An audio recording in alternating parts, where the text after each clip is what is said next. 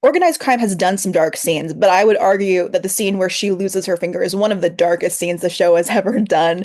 For you as a performer, what can you share about filming that? Because I imagine that's actually deceptively difficult to do as an actor to kind of portray that agony without going over the top. Well, sawing off a finger is off the over the top. So I always think, well, they'll have to just edit this because I'm just going to use my imagination. And the thing is, it always happens, not always, but that one happened late in the day, and it's been a very long day, and the location was ages away. So it's just, you're collected. Anyway, uh, you just go. You just have to do it. And then ask how many cameras are going to be on you because you don't want to know how many times you're going to have to repeat this. Um, and then it's just what we do.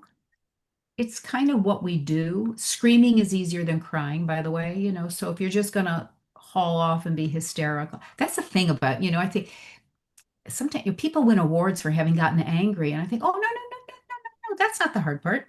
You want to go crazy on camera? Any actor can go crazy on camera for hours. You just go. It's the control and the measuredness that is more craft than reaction, shall we say? Yeah. Absolutely. Well, she does get away by the end of the hour. In your head, what are your hopes for this character going forward, both in the world and also for your future on the show, and also what you think her mindset is? Uh, in as much as she was clearly able to keep thinking. I think the only way she's the common denominator for all of this anguish. They really want her. I mean, it got to the kids. They wounded them. I don't know, no, but or one is gone. So the only way to stop all of this is for her to disappear. So she's probably kicking herself for ever having asked for a horse farm. That was probably stupid. That was probably really stupid.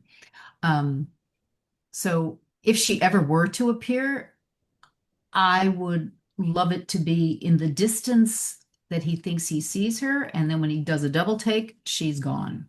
That's it.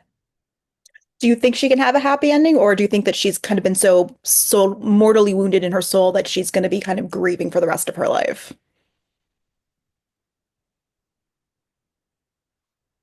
If the kids survive, she'll be okay because that's what she's doing it for, and everything else is irrelevant right now. I think the material world, the shiny, bold things.